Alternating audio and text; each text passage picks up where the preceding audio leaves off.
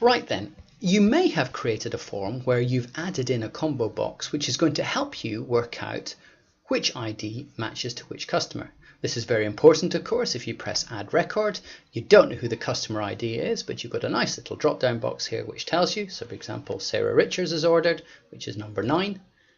Type in number 9 and press tab, and it automatically fills in Sarah Richards' details. However, there might be some confusion because you can see there are 2 customer ID fields here.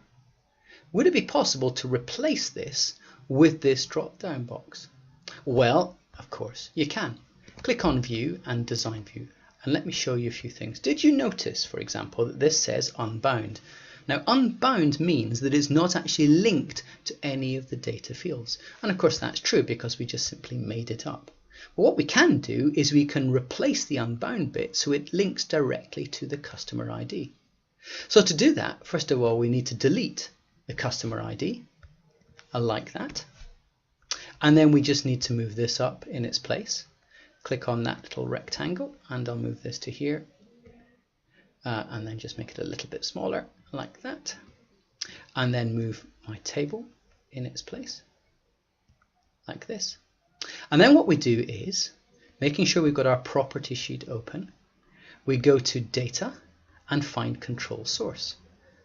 Click on the down arrow by Control Source and select Customer ID. And when you do that, Unbound becomes Customer ID. So now this is going to show the existing Customer ID, but also in a drop-down box it will show you the first name and surname.